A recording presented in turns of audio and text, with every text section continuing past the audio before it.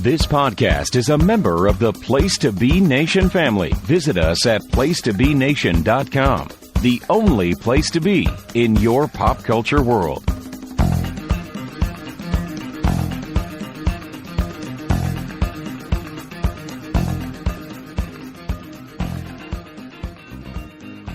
Place to Be Nation Pop Experience.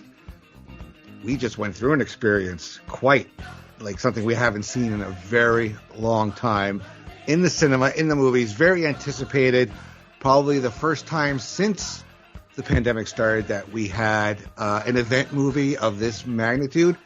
And this weekend's box office receipts have really shown that it is that, definitely is that what it is. Howdy, I'm Andy Atherton. Welcome to a new episode of Pop Goes the Movies here on the Pop Experience. I'm here with three gentlemen. No, it is not the entire Pop Goes to the Couch crew. Actually, it is a hybrid of Pop Goes to the Couch and Pop Goes to Classics Disney. Well, what am I saying? Well, let's get them in here. First off, Scott Shifflett's here. Hey, Scott.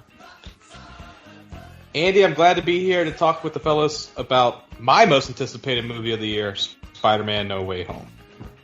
All right. Awesome. Second time's the charm. And also joining us is Tim Capel. Hey, Tim. Hey, Andy. Hey, Schiff. I would just say, while this is not an episode of Pop Goes to the Couch / basement, you should be listening to that podcast, and you should, in particular, listen to our latest episode of Pop Goes to the Couch, where we talked about episode 5 of Hawkeye. It's going to make a great companion to this podcast you're listening to. And I'm sure episode 6 will complete the trilogy, I think. Oh, it'll be a barn burner. Yeah, I look forward to that very soon as well. Quite the pod's on fire. All right, and rounding out our crew, no, it is not Sean Kidd. When I refer to Pop Goes to Classics Disney, it is Steve Riddle. Hey, Steve, welcome to Pop Goes to Movies. Hey guys, it's good to be back. It's been a while since I've been on. I think the last time was when we talked Jungle Cruise back in the summer. So from one Disney film to another one. There you go. Disney, Sony. Yeah, it's really confusing, but we get a great flick out of it. So who cares? So guys, this movie was so like we said, most anticipated. Let's kind of just go around and just share our thoughts. Like for me, it was like I did enjoy the Marvel movies we've gotten, since COVID. I did like, they weren't, top tier, but they still weren't. I didn't think they were bad. That's Black Widow and Shang-Chi and the Eternals, all different varying degrees of how much I liked them. I'm not sure where they would go on my rankings, but I was looking forward to this because this was like really, we're getting the band back together. We're getting back on track. We had these like smaller entries, but this is like to me the equivalent of like Cap Civil War. That was a game changer because it was like a non quote unquote Avengers flick, but it changed the game and showed like how big these solo movies can really be. So, Chef, what were your thoughts going into this movie? I had to temper my expectations because, to be honest, I was like, I don't want going in like, is Tobey Maguire going to show up? Is Andrew Garfield show up? Like I had done my best to stay away from all the leaks and everything. I shut down social media, stopped looking at it like Tuesday. I went and saw the movie Thursday. I was just anticipating like, please just give us something good because like you said, like I've enjoyed those other Marvel movies that came out this year, but I don't know. Like Tim, I know you're going to hate me for this. I've really enjoyed the Tom Holland Spider-Man movies. So I was looking to see how they were going to wrap this up because they've already said like this trilogy is done and they're planning on doing another trilogy with them.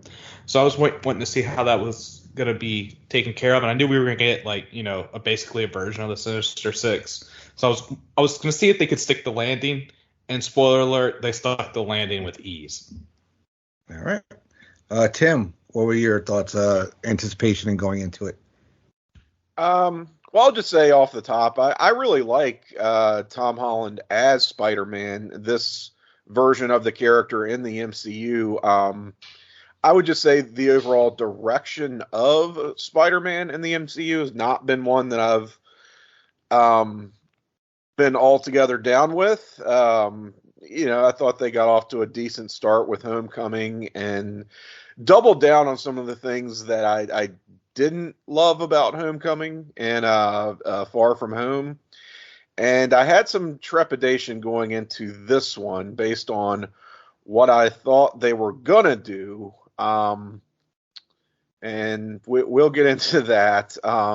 But I think the types of things that I have some rather personal hangups about were the very aspects that other people going into this film really embraced.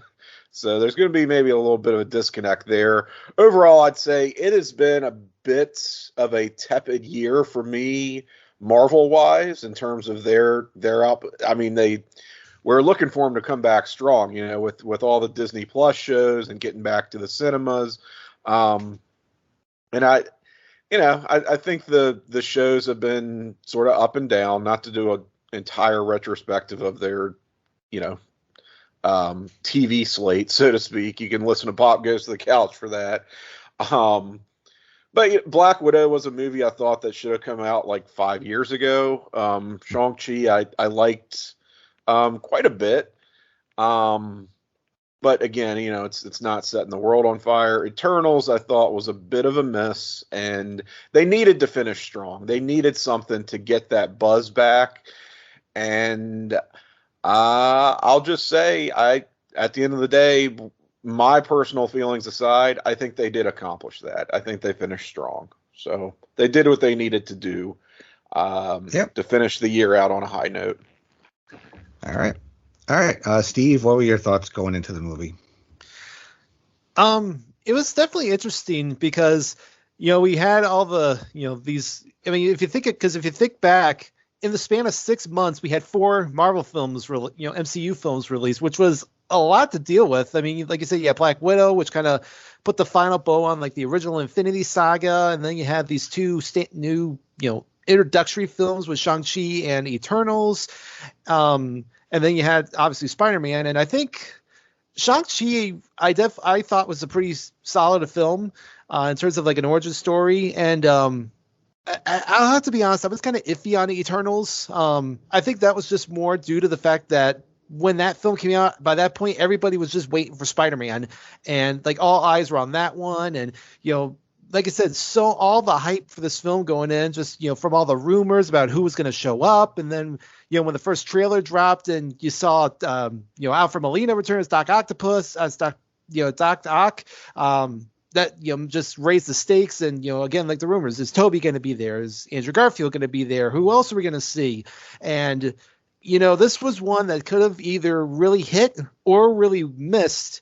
And I think at the end of the day, we could see it was a major hit. And I think it was just the thing that Marvel needed to kind of come out of the the doldrums of this kind of like the pandemic, and really set the table for what's to come for the rest of Phase 4. Yeah. Oh yeah, you guys all pretty much hit the nose on the head. Also, I forgot to say this. It's spoiler filled. So if you haven't seen Spider-Man No Way Home, highly suggest you pause this pod, go to the movie theater, watch the movie, then come back and listen to it. But we are also going to possibly spoil Hawkeye and up to episode 5, as well as any other movie that came out this year, because I'm about to also, one thing we also didn't mention is Venom Let There Be Carnage, because that's in the Sony Spideyverse. But the post-credit scene, what happens? Tom Hardy's Venom, Eddie Brock wakes up and he's in the MCU because he sees the J. Jonah Jameson spilling the beans that Peter Parker is Spider-Man. So we actually got, I guess, technically 5 movies this year, plus all the Disney Plus. So I think because we got the Disney Plus shows to kind of move the story forward in the overall, I think I'm okay with that. So all right. So also a movie starring Tom Holland, Zendaya, Benedict Cumberbatch, Jacob Batalon, Jon Favreau, Jamie Foxx, Willem Dafoe, Alfred Molina, Benedict Wong, Marissa Tomei, lots of other people that show up in this movie and are great. So The movie starts off with, of course, how it ended. The last Spider-Man movie, Far From Home, which was Quentin Beck setting up Peter Parker as basically his killer, and J. Jonah Jameson spilling it to the world, which kind of outs him, and that ruins it all for MJ and for Ned and for Aunt May and all that. So they have to go and they get the first big reveal in the movie is we get Damage Control shows up. They all get arrested, and we get the big first cheering point, which was the revelation of Peter Parker's lawyer, Matt Murdock, played by Charlie Cox from the Netflix Daredevil show, which we had all hoped for. This was our part 2 of our hope. Is we got the first part, which was, apologies if you have not seen Hawkeye episode 5 at this point, but the reveal of Wilson Fisk, played by Vincent D'Onofrio, also from the Netflix series. So a lot of people, though, had suspected that in the interrogation scene, when you see like an arm and you see sleeves kind of rolled up, like that's Charlie Cox's hand. I know for sure. But really, he shows up in like their living room, and my theater exploded in applause. Like they were just waiting for it. Tim, what did you think of the reveal of Matt Murdock in this movie? Really cool. I think we all sort of saw it coming, especially given that Kingpin reveal at the end of Hawkeye episode 5, and this is what we were sort of all predicting on Pop Goes to the Couch, was that Marvel could be setting themselves up for a very big week of a potential return to the Netflix Daredevil universe. If not the continuity, certainly the characters and the actors who were cast so very well. So we did in fact get Kingpin, and we did in fact get Matt Murdock here. So this puts some real buzz on a movie that's released at the end of the year that they otherwise might not have had, beyond the fact of just being a good crowd-pleasing movie. Now you've got people talking about all this other stuff, right? Oh, what's going to happen with Daredevil now? What's going to happen with the Netflix universe? What's going to be next for these characters? And it's also one of those things that I think is so very funny, because in advance of even the Kingpin return in Hawkeye episode 5, I think it was the week before that, Kevin Feige came out with that little announcement where he says, the MCU has found our Daredevil. It is Charlie Cox. However, we're not announcing a Daredevil film. We're not announcing a Daredevil series. We're not announcing where Daredevil is going to appear next. We're just saying that hypothetically, theoretically, in a multiverse where we do something with Daredevil again, here's who will play him, the guy who played him before. It's so, like, it's such a reveal without revealing anything. I thought that was an especially hilarious announcement. Just to kind of, I don't know, set people up, I guess, which adds fuel to my conspiracy theory that they totally leaked the Kingpin appearance way in advance of Hawkeye's premiere also. I really think they know what they're doing here. And if not, then I guess I'm the mark on the show. Yes, it's not me. That's always going to be you, Chef. Steve, what were your thoughts on the reveal with Matt Murdock? I was kind of confused at first. Because when he showed up, there were a couple people in because the Showtime I went to earlier today was not as full as like it probably was over the weekend, but there were still some people there, and I did hear some of the cheers. And I was like, is this guy important that I don't know about? And then I had to, when I actually looked it up later and I saw who it was, I was like, oh, okay, I get it. Because I'm going to be perfectly honest, I'm really behind on all the Disney Plus shows. I haven't seen any of the Hawkeyes yet, so I need to catch up on that and the other ones. So I don't really have much on that one. I will say I did like the whole interrogation scenes, and seeing like Peter and MJ and Ned, all their different kind of techniques. Like you got MJ who's like so stoic and like so like hard nosed, like she's not giving an inch, and then Ned's just there, just talking away, like he usually tends to do. And I will say one of the things I've really enjoyed, and we'll talk about throughout the course of this discussion, is the bond between Peter, MJ, and Ned growing so strong. Like even though he's been outed, even though Peter's been outed as Spider-Man, like Ned and MJ, continue to stick by him, like as like they're still loyal, they're still staunch defenders of him, and just to see that bond grow throughout the film, I think was one of the highlights of it. Agreed. Yeah.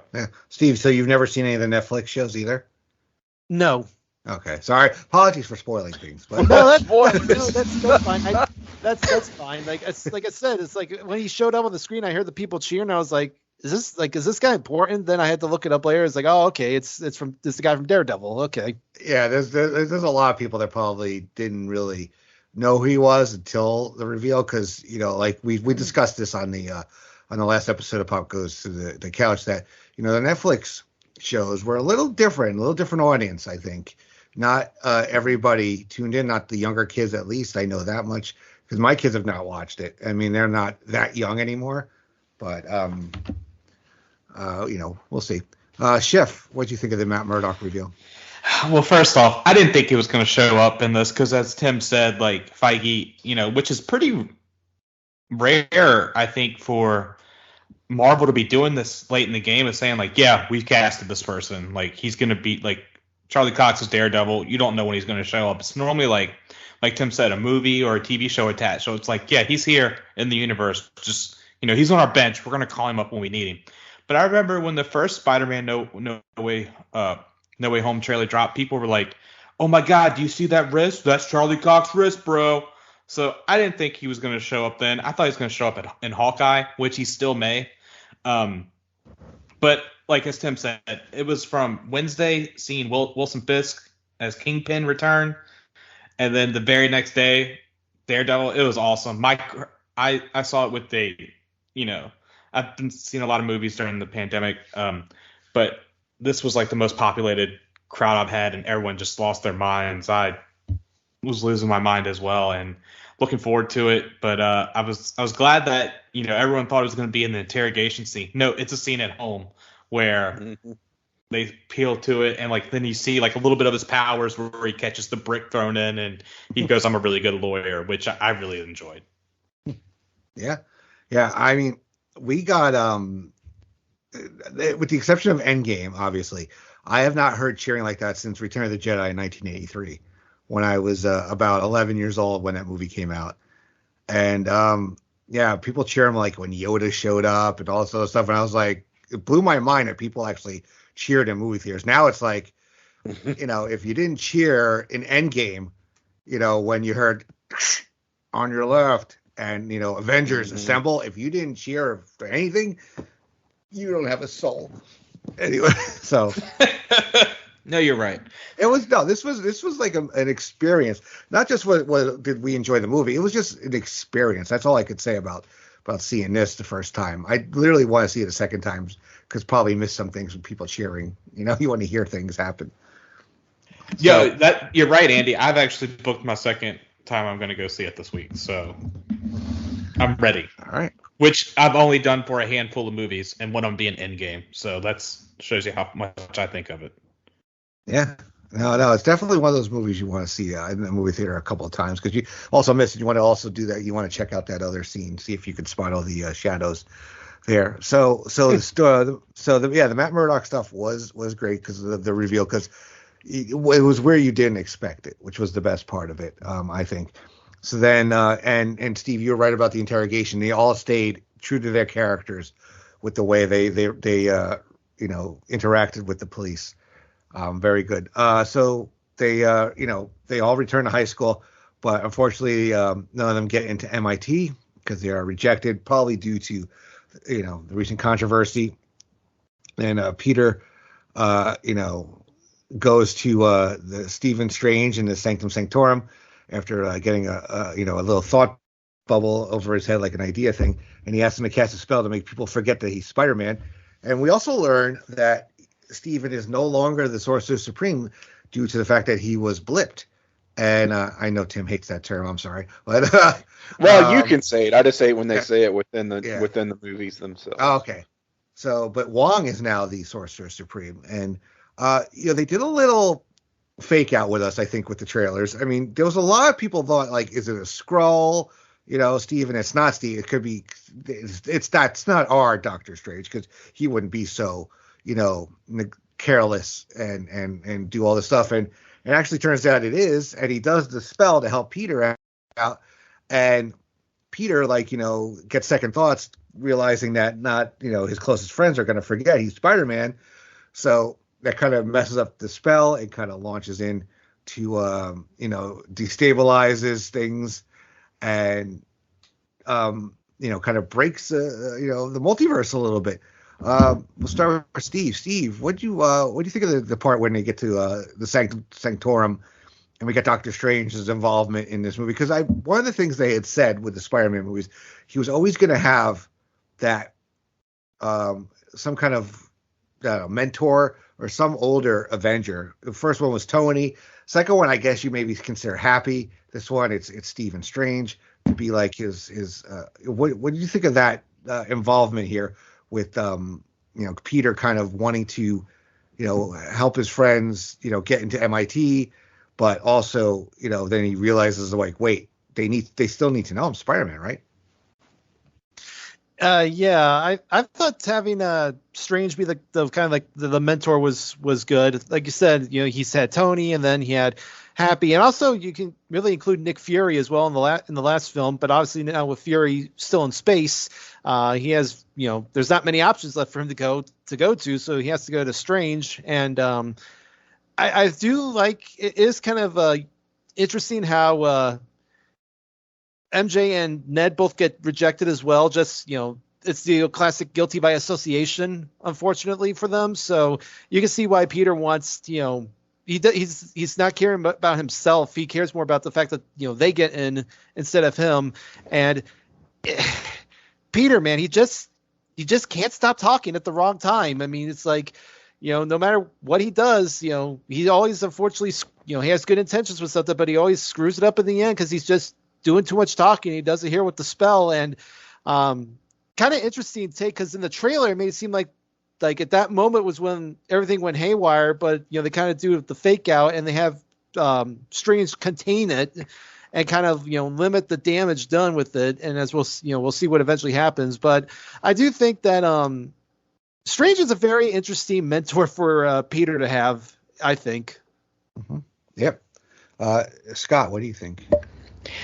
I thought it was funny with how he's like, why don't you just try to call him back and tell him, talk to him? He's like, oh, I never thought of that idea, which, shows that he's still a kid. Right.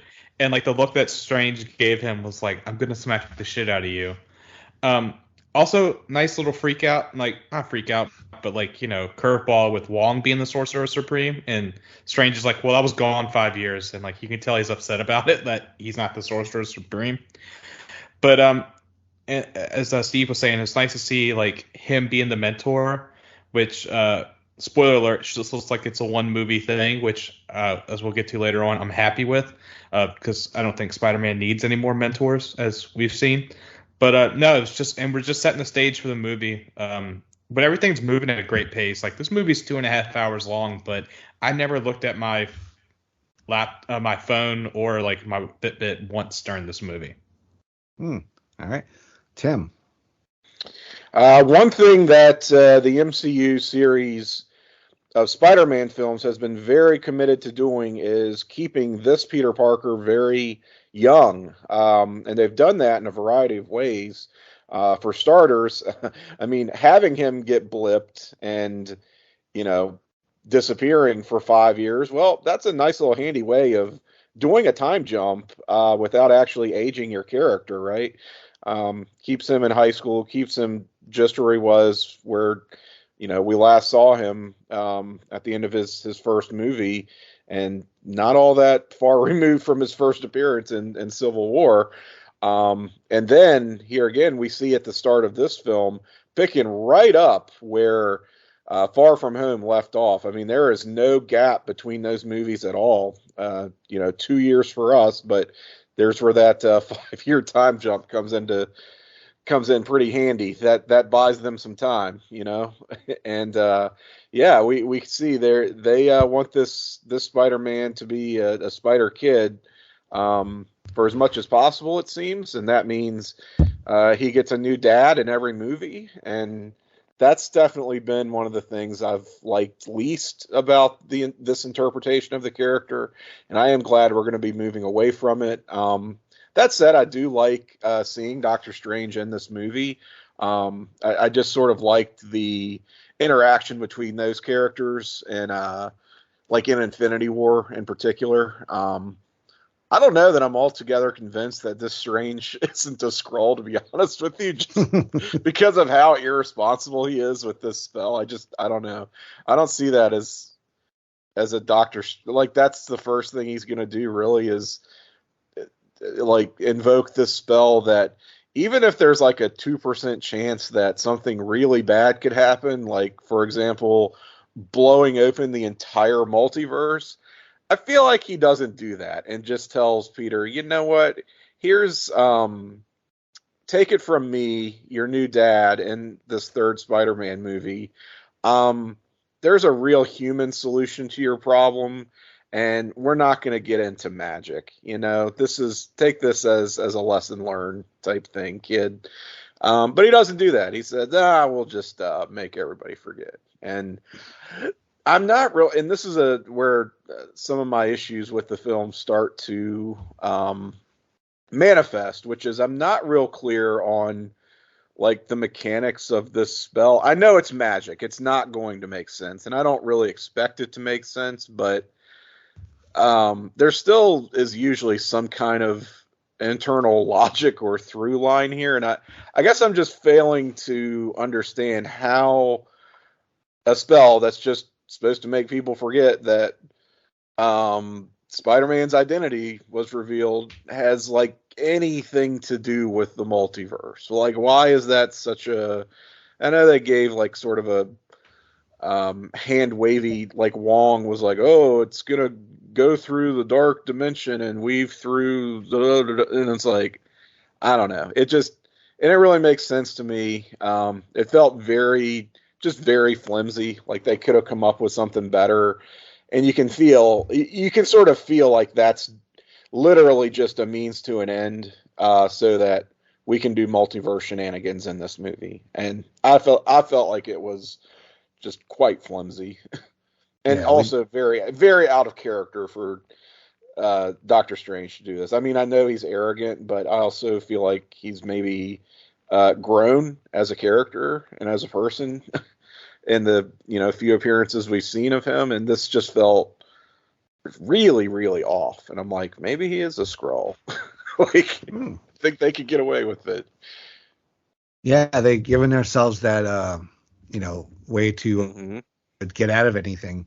Now they could say, oh, it was the alternate, it was a multiverse, oh, it was a Skrull. Yeah, there are so many escape clauses now that they can go to.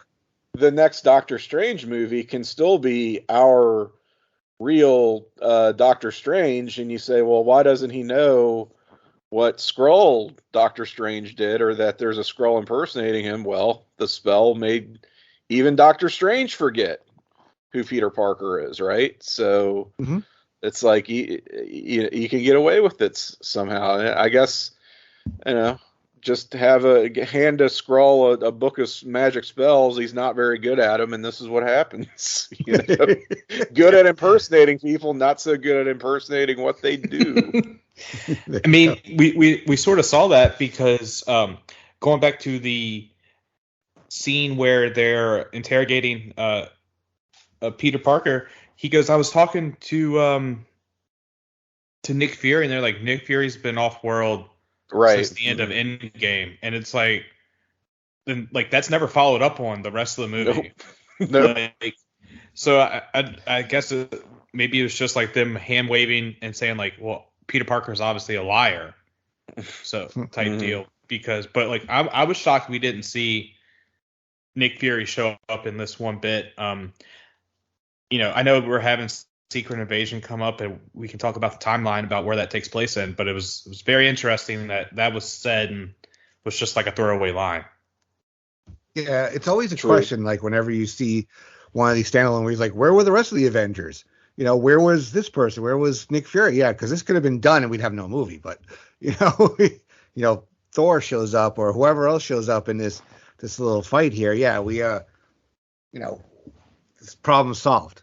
And I think for the most part, I mean, that comes up all the time in the comics, and it's sort of like there's never really an answer to it. But I think the MCU has generally done a pretty good job of providing a rationale why this person didn't show up, why that person didn't show up.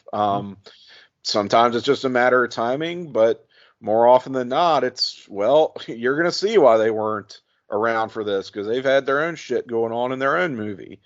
I think they've done a pretty good job of being able to like answer that question when it does come up. And here again, I'm not saying that I really think they're going to reveal this Doctor Strange to be a Skrull. I just think if they did, it would maybe improve the movie for me just because I thought that bit was just rather shoddy of the script.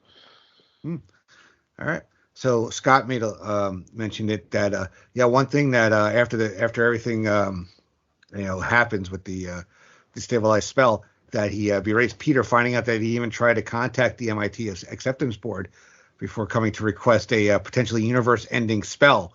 And Peter does just that though. After the spell's casting, he catches up to the woman on there and tries to plead his case, and then on the Alexander Hamilton Bridge, which I know very well, been over it many times.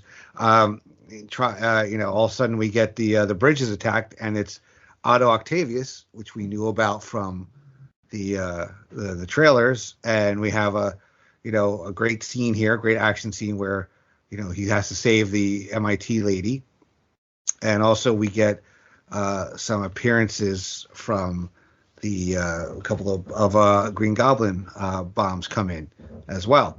And, we finds out that this is not the Peter Parker that Otto Octavius has been fighting. So, Scott, we knew this was coming, but they still, pretty much blew our minds away. What did you think of the Otto Octavius and coming out here? I really enjoyed that fight scene, and I like how Peter, Doc Ock has him dead to rights, and he unmasked him. He's like, "You're not my Peter," and that's when you're like, "Oh shit! Like this is really happening." And then what I do like is like the nanotech pairs with Peter's suit, so Peter just locks him down, which I thought was great and showed him outsmarting Doc Ock, which I thought I love that scene. And then at the very end, we see the Green Goblin bomb like we had seen in the trailer. But then we're pulled away because Doctor Strange summons everyone back. I was like, oh my god. And also we knew like it was gonna be God, I just blanked on his name. Willem Dafoe's Green Goblin, but part of me was also wondering if we were gonna get two Green Goblins as have that real shitty one from the Amazing Spider-Man series show up. Yeah. Dane Doo-Doo Bag or whatever the hell his name is. Dane DeHaan or whatever his name is. Yeah. Sure. But it was awesome, and it was like, and it set the stage, and this felt like, I know I'm getting ahead of myself, Andy, but like when we have to kidnap the rest of like the quote unquote Sinister Six, it felt like part of a video game where you're like, hey, you got to knock these things out before we get to the main guy, which is the Green Goblin, and it turns completely on its head, which we'll get to. But I don't know. Full spoilers alert. This is in my top 3 of Marvel movies. It's Civil War, Endgame, and this, and so I'm gonna gush about it the whole time. I know I've said some, but yeah, you won't hear me say too many bad things about it because you're a mark. Yes. I did. I love this scene too. Steve, what'd you think of the Otto Octavius appearance and the fact that he, the whole Iron Spider comes out and the nanotech gets talked about, and like Scott said, some of it gets onto the tentacles, and that gives, Peter some control over Doc Ock. So share your thoughts. Yeah, I really enjoyed this. that was a really, again, they kind of played out. They did a great job having him show up like out of nowhere, and immediately off the bat, you kind of realize, he's like trying to figure out what's going on. Then he realizes, wait, you're not the Peter I know. And like you said, they had a really great fight. And when he, gets that nanotech into his tentacles, you're like, oh crap, now Peter's really screwed. But then, like you said, because the one thing Peter does have the advantage over is he has, better advanced technology. Because if we're to assume that that Doc Ock is from like 2004, which is when I think Spider-Man 2 came out, that obviously his technology is not up to par with what Peter has. So Peter's, like you said, is able to use that to his advantage. And then, like you said, the great reveal there, the Green Goblin, and even Octavius was, shocked to see him. He kind of saw, he's like, Osborn? Because it obviously, Osborn is killed in the first Spider-Man, before we get to know Doc Ock in the second Spider-Man. So he's kind of shocked to see him show up. So I thought it was a nice little kind of play there to kind of get those two guys in. And yeah, like I said, I'm glad we only got Willem Dafoe's Green Goblin, not the other one. Yeah, Willem Dafoe, who is how old is he now? I think he's 700. Yeah, he's like 60 something, but he only agreed to reprise his role if he'd still be allowed to perform the majority of his own stunts, like he did in the original Spider-Man from 2002. So, Tim, what'd you think of the Octavius, appearance for the first time? It's neat to see Alfred Molina's Doc Ock again. I will say I have no particular attachment to those other Spider-Man movies. I think the first two are pretty good, if a bit dated. I would have no trouble rewatching them today, but I don't know. I think this is where the feelings about this particular film are going to start to crystallize. Is it's going to come down to how you personally feel about like past Spider-Man movies. Like there are people who are big stands for all the Raimi films, or at least 2 out of 3 of them. Others who are like, yep, the ASM movies are my bag. Like if you're a bit younger, maybe. But people have strong feelings about both versions of the Sony Spider-Verse, I guess you could call it. Into the Spider-Verse. Never mind. I was gonna say something very unfair, and I'm not gonna do that. A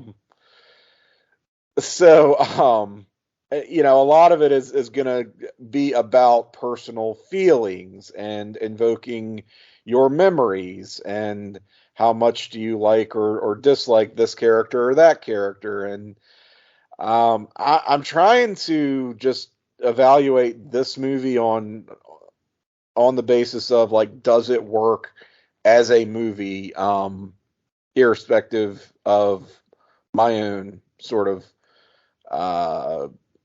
personal feelings about it and whatever baggage I bring to the table versus somebody else's baggage. So anyway, we're talking about a fight on a bridge. I've not been particularly crazy about MCU Spider-Man's very, very advanced technology that almost makes him feel more like kind of an Iron Man character. And I've talked about that in the past. I just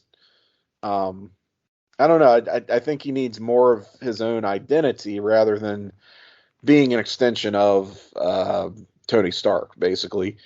But they do put that to good effect here by having that nanotechnology come into play and actually take over Doc Ock's arm. So if it's going to be a part of the character, then you might as well use it. And they did the most logical thing you could do in this scene, which makes for a pretty short fight. But yeah, I kind of dug it. I thought for what it was, they basically made this appearance work and left us on that note of suspense with the goblin bombs and the goblin laugh. And it's like, oh, are they really going to drag Willem Dafoe back out here? We'll see. Yeah. So then we get return to the Sanctorum, and they have holding cells, I guess, in the basement, which can stop any power or ability, I'm guessing. So they have Octavius in there, and also Kirk Connors has been, in his lizard form, has been captured by Doctor Strange, and he reveals that the spell has been bringing people from all the multiverses who know Peter Parker is Spider-Man from their world, and he gets MJ and Lee and Ned together to Scooby-Doo this shit. Basically, and they help capture a possible visitor. So they find, Max Dillon, who is what the hell is his name? Electro, and Flip Marko, who's Sandman, who's kind of a tweener in this movie. I think, I think he's a face, he's a heel, he's a face, he's a heel. And well, in the third, God, this is a terrible movie. In the third movie, the Raimi verse, if we want to call it that, he ends up like helping them at the end because he just wants to help his daughter.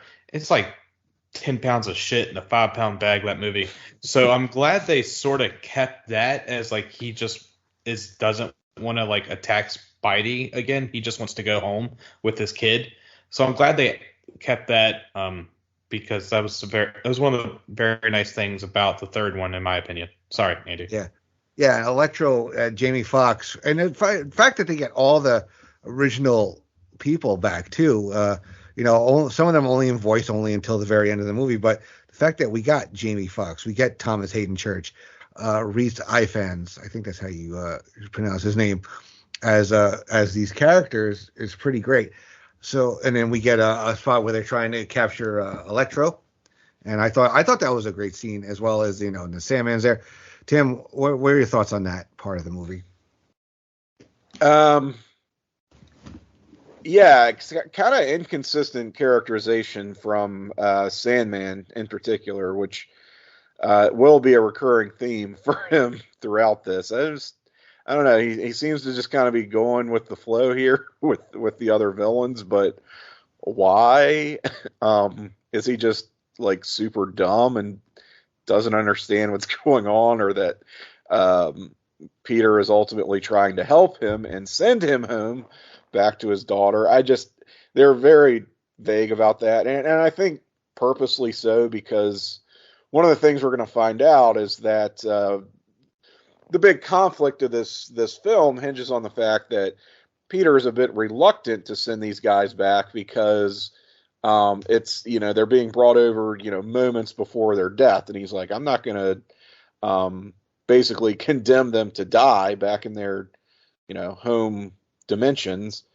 And I think I'm in my head going through and trying to remember and realizing that not all of them did die. Like, I don't think Sandman died at the end of that third Spider-Man, did he? No, he didn't. No, he survived. Yeah, I don't think Electro died. So that's not even really true.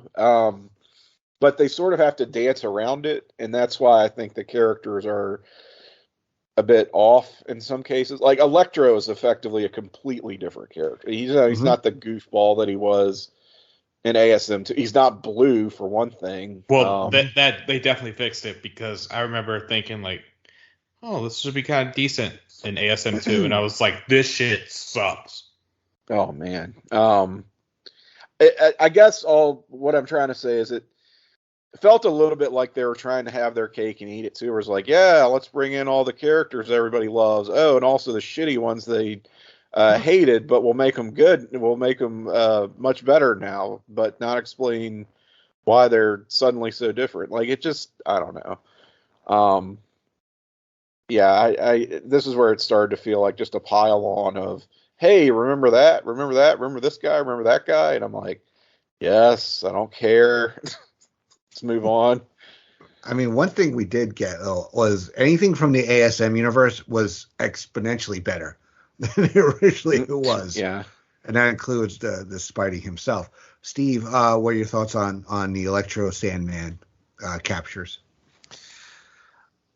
I thought they were pretty good. It's kind of funny that they when they capture Doc Ock and they bring him to the sanctum, And like you just see there's lizards, like, oh, he just appeared out of nowhere.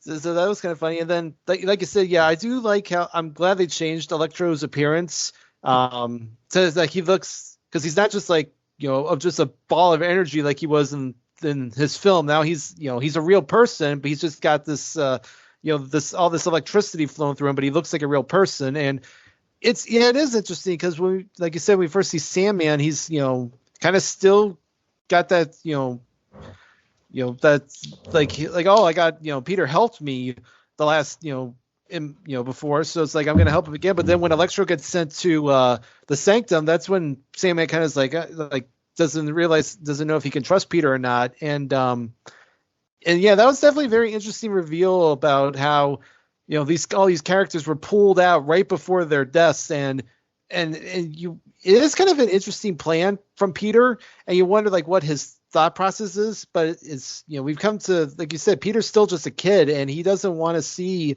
he thinks he can fix everything regardless of the consequences. And it wouldn't be that far out of the realm for him to come up with this kind of ideas like, well, maybe we can help these guys and save them from their fate. And whereas Stranger's just like, nope, just get them out of here, let them they've got their fate sealed, and that's the way it's got to be. Mm-hmm. All right, Schiff. Yeah, the scene was good because at first you think we're tracking the Green Goblin, and then you see like the dust picking up, and you're like, oh, this is Sandman, and then we got a 2-for-1 special because Jamie Foxx is here as Electro, and we had the iPod taped to Spider-Man's chest so Ned and MJ could see what they were doing, and MJ was like, I don't know how you do this. I'm getting sick right now because, Ned was like, I'll be the man in the chair again, which I thought was very funny. Guy in the chair. Yeah. And then when Sandman gets captured, I think that's when he starts to turn on Peter because like he helps him out. And then Peter like sends him to like this jail cell that he can't get out of. But then we have a nice scene where they're talking about how all the stuff happened, and we find out in the ASM universe, because they were hinting to it in the first 2 movies, or was the lizard in the first movie? Lizard was in the first one. Yeah. Oh, yeah. Okay. I don't think he died either, but disregard. I was thinking of the lizard that was hinted in the Raimi universe, so never mind. But yeah, that's how forgettable those ASM movies are. But no, it was a nice thing, and I liked them like making fun. It was like, oh, look, we have a dinosaur over here. And they're like, what? The dinosaur talks? I just love that. And them dunking on all the villains at the same time. Yeah, there was a lot of great interactions here with making fun of each other's names and not taking, some of them taking it too seriously than others. Yeah, it was a lot of fun interaction between all of them. Really great. They played off each other very well. So then then we get this nice fight between Peter and Doctor Strange, where they get this kind of mirror dimension fight, I guess it's called, and Peter actually wins by using geometry against Doctor Strange, and then they take the villains to Happy's apartment, and they get a Norman Osborn meantime has been retrieved after going to a feast building with Aunt May, and then we get we get all that Stark tech that's still in Happy's apartment here, and Peter sciences the shit out of it basically to cure Octavius using the Stark technologies to replace his broken inhibitor chip, and then he's working on cures for Osborn and the Lizard. Green Goblin takes over Norman Osborn before his cure can be administered, and then he manipulates Electro to remove the device before he can get cured. And Octavius is basically like a face right now. So I thought the apartment scenes were really great. Scott, what was your thoughts when they get them all like kind of in an apartment, like feeding off each other? It was like a continuation of them in the jail cells, but now there's a little more freedom here, and we get that you can't take the Green Goblin out of Norman here. Yeah, and how they captured Norman was that he went to Feast. He went to Aunt May and was like, can you help me? And, it makes it seem like he's like, someone else is in my house. Oscorp doesn't exist here. And, I think after thinking about it, he had already figured out what was happening. And I guess he was wanting to see, I guess he saw something with Beast and Spider-Man and figured he could go there. But, I think he's laying the groundwork there. He gets, Spider-Man's trust. He does the meme, I'm something of a scientist myself, which, made my whole theater laugh if you knew the meme. But that whole scene where we're all working together, Doc Ock is just a miserable prick until they fix it, and then he's like, oh, the voices have stopped. And I think it's humanizing the villains in a way we haven't seen, which I really enjoyed. And the scene where we see, they called it the Peter Tingle, which is a spidey sense going off when he's trying to figure out which one of the villains has betrayed him. It's just a hell of a scene. He's trying to figure out what it is, and then it's the Green Goblin, and we get an awesome fight scene here. This is one of my favorite scenes of the movie. Is their fight scene, because they destroy that apartment, and it's, by the way, it's Happy's apartment because Aunt May and Peter had to move out, and Happy is in there. He's like, I saw people in the ring. What, you're letting some people with metal legs come in my house? He's like, Happy doesn't show up that much, but he's very great comedic relief. Yeah, plus the fact that we didn't talk about that Aunt May basically breaks up with him in the beginning, and he's a sobbing mess, which I thought was really funny. Steve, what do you make of the villains getting together in the apartment here? Well, first off, going back quickly to the fight between Peter and Strange in the mirror dimension, that was definitely a very trippy scene. Just all that chaos going on, and the Peter trying to keep the box away from Strange, and like you said, he finally manages to win by using simple geometry to maneuver his way around everything and keep Strange in there. So I thought that was kind of a nice little touch there. Seeing all the villains come to him bring them all together to try to help them, and it's an interesting thing because when he first sees Osborn with Meg, and he's kind of he's still kind of the mindset is like, oh, maybe I should just get rid of these guys and just let somebody else let the other universe handle them. And May kind of tells him like, no, you have to help, it's your you should help them, that's what it's the right thing to do. And he trusts her, and it is kind of fun seeing that internal struggle with Osborn, because it's like he really wants to reform and be good again, but obviously the goblin side just keeps taking over. And I like how Octavius was the first one they helped, because now it kind of gives them a little bit of an edge to have the guy with the tentacles help out with them. And you can kind of see throughout the whole process Electro kind of spinning his wheels, because he's kind of like, he likes his new, he feels much stronger here than he did in his other universe. He's like, I kind of want, because at one point he's like, I kind of like this universe, I want to stay. And you kind of see the wheels turning, and then like you said, that moment where Peter's like, somebody's going to betray me, and you're not sure. You first think it's going to be Electro because they've been teasing it, but then no, you realize it's Goblin.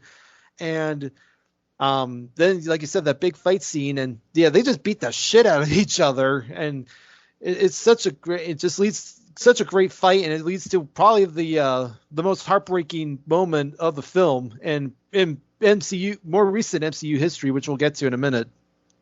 Yeah, and what do you think of the fight that ensues? Oh, I thought it was great.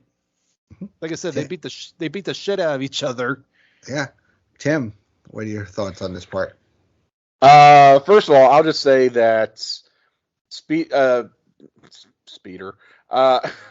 and Doctor Strange's clash in the mirror universe was probably the highlight of the film for me. Only because it felt like a real fist pumping Spider-Man moment, that he was able to fall back on just his resourcefulness, not his technology, not his, relationship, not his friendships with the Avengers or whoever, just his brains and knowing math. He beat Doctor Strange, this incredibly powerful character, with math, because he knows the Fibonacci sequence or whatever the hell it was, and Doctor Strange does not. He just knows that he can do all these cool things in the mirror dimension. But Peter is able to turn that against him, and tie him up. He can't actually. He's not gonna get over on Strange, but so much. But he can slow him down, and that's what he does here. And that just felt like that's my Spider-Man, right? To get into our personal feelings and biases, that feels like Spider-Man to me. So I really, really loved that. The stuff with the villains in the apartment is pretty funny. I mean, it's just funny, kind of slapstick banter. But we, again, are making good use of the fact that we have very advanced technology in the MCU. These guys from the Raimiverse and ASM really don't stand a chance against what this teenage prodigy of Tony Stark is able to cook up. And they fixed Doc Ock first, which makes sense. I got to give it up for Willem Dafoe in this movie. Whatever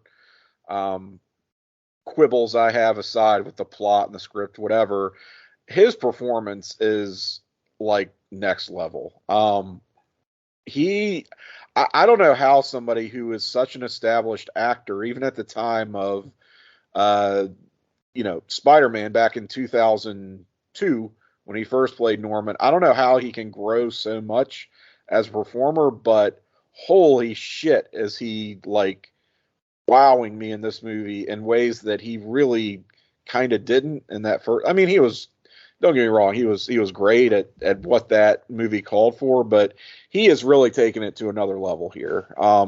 Just being able to switch so effortlessly between this just crazed, very sinister and dangerous, violent maniac, and then just falling back into like a very vulnerable, kind of pitiful and weak elderly man. I don't know how someone possesses those kind of acting chops, but holy shit, is he bringing it to this movie. And that fight scene they have is that is brutal. I mean, that's taking this Spider-Man to like a physical limit that we have not seen with him. He's a kid, so a lot of the fight scenes we've seen with him have been a little bit more distanced or, again, reliant on technology. You don't see him really get into a knockdown drag out until this scene where, I mean, they're doing fucking wrestling moves to each other and like suplexes and shit, going, multiple levels of buildings through floors and ceilings. It's just that feels like an old school Spider-Man fight. Wow. Mm-hmm. Yeah. This is where the movie is now like showing up and raising the stakes majorly. Yeah. And then of course the fight concludes with probably one of the most gut-wrenching deaths we've seen in a long time.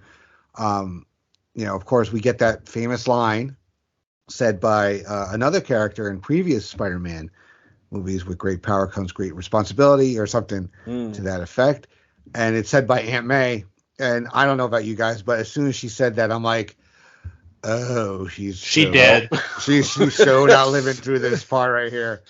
It was tragic too, because Marissa Tomei was a great, let's just say, for lack of a better term, milfy Aunt May in these Spider-Man movies.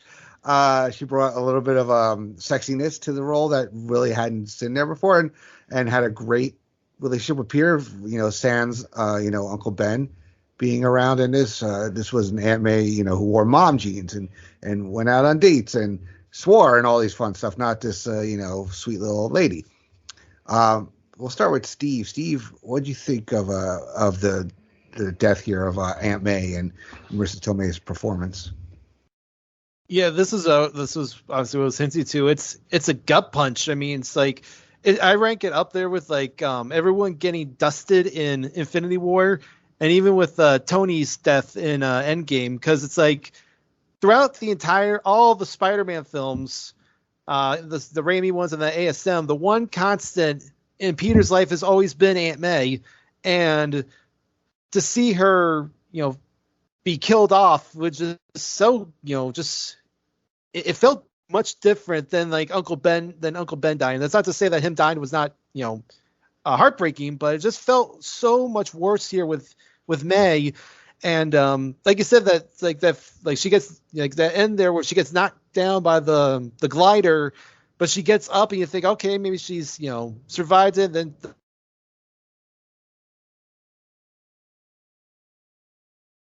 Steve. Oh, Skype, the dreaded Skype may have struck again. Skype got the COVID. Yes. Well, Tim, let's you share your thoughts when we'll get Steve back. All right. Well, I'll just pick up where Steve left off. I think his train of thought was headed for the fact that this was a really good fake out that they did. Where, I mean, there's this massive fight and this explosion and like a wall falls on Marissa Tomei, and you think, God, she looks pretty fucked up. And, then she kind of gathers herself and she rallies and gets up and is like, okay, well, I guess she's all right. And then, nope, just a delayed cell. And she's going down. She says the line. And this was a genuinely shocking scene. One of my criticisms of the film was and is I thought they really gave too much away in the trailers leading up to it, honestly. Even like releasing that first minute of the movie on YouTube or whatever. Because everything that had happened in the movie up to this point was basically exactly what I expected to happen. Until this. Like, I did not see an Aunt May death scene in here. And I'm like watching it just going, holy shit, they Uncle Ben Aunt May. How can they do this? And it just made me wonder, like, what happened to Uncle Ben in this universe? Like, he's never really been talked about. Did he just go out one day for cigarettes and not come back? I mean, does he not have the with great power comes great responsibility death? It seems like he must not if they are giving that to Aunt May. So I guess Uncle Ben is just not a big part of the Tom Holland Spider-Man universe, but so be it. This is a huge escalation. I almost question, do they go from 0 to 100 too quickly here? I mean, talk about, we've had Kid Spider-Man for, like 2.5 movies now and some change. And he's getting knocked around by Norman Osborn. He's getting his aunt killed. And where is that going to leave us at the end of the day here? This is a lot. But whoa, yeah, this is leaving nothing on the table, really. Did we get Steve back? Yes. Yeah, I'm back. Sorry about that. Again, Awesome. we talked about it earlier. I don't know what happened with my connection, but Well, I'm sure I'll be next. So I picked up about where you left off, just in saying it was a good swerve. yeah. Continue Yes. your line of thinking, please. Yes. Sorry about that. Yeah, I was about to say, just kind of like you think she's okay, and then she says that line, and then she collapses. You're like, oh shit, she is gonna die. And then you couple that with like a minute later, Happy gets arrested because for his connection with the, like you said, the Stark technology disappearing, and it's just it's just this wave of emotion because it's like everything that Peter has had in his life is now like collapsing around him. Like his aunt's gone. One of the guys that he considered like his mentor is gone. It's just, it's really, Peter has reached his breaking point at this point. And you're not sure like if this is like the one time where he can't come back from it. And it's just really like the biggest gut punch in the world. Cause it's like, he's reached his lowest low after experiencing some incredible highs throughout the MCU. So it's definitely it really hits you close to home. Yeah. My daughter actually thought Happy was going to die in this movie. That was her pick, but nope, no, it's Aunt May. Scott, What are your thoughts on the Aunt May death scene? It was something I didn't see coming. But it makes sense for what happens at the end of the movie. Because they're, spoiler for the end, with everyone forgetting that Peter Parker is Spider-Man. You can't do that to Aunt May. Like, she would have to know. So, like, Yeah. it's like she's got to go. But I thought, the glider hit her, and like I've seen that take out the Green Goblin, and she got up, and I was like, damn, maybe she's an agent of S.H.I.E.L.D. or something. But no, then it got her, and it was heartbreaking with that scene. But it shows the last couple of movies, Peter's lost everything. He lost like a father figure with Tony Stark. We saw the ramifications of that really in Far From Home, because he just willingly gives over like the Stark stuff to Mysterio, because he can play him like a fiddle.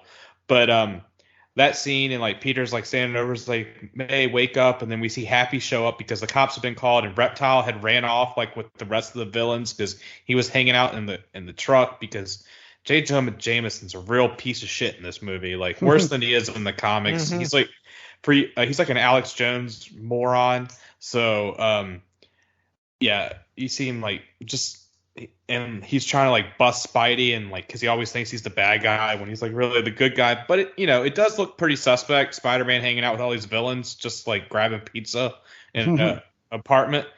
But that scene, he's like, wake up, and then you see like the closing shot is like a tear running down Aunt May's face as like Happy's like covering for Peter so Peter can run and escape. And then this sets up something I'm legit getting goosebumps that Andy's about to talk to us about, because spoiler alert, my movie theater went crazy with what happened right here. Yeah, so did mine. So Ned ends up with a sling ring on his finger somehow. I can't remember how exactly, but when Peter and Doctor Strange were having a fight, Peter took the sling ring, gave it to Ned. Oh yeah, that's right.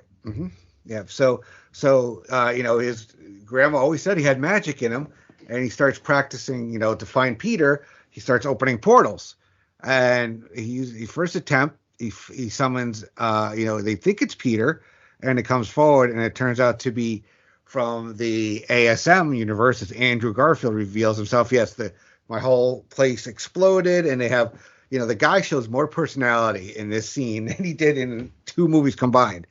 They kind of figure out that he is Peter, just not their Peter, and Ned tries again, and we get youth pastor Peter coming in, and it's Tobey from the Raimi universe.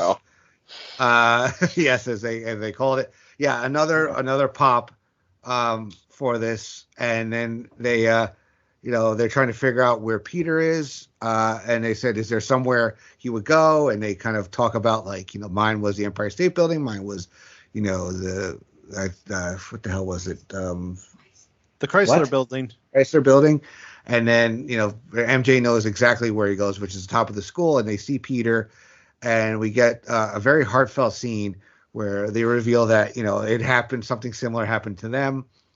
And yeah, it's just, this is really great. This is, you were wondering how they were going to pull this off, and I think they did it beautifully. And Schiff has got goosebumps, so we're going to let him go first, or else he's going to, I think he's going to have a little fit over there.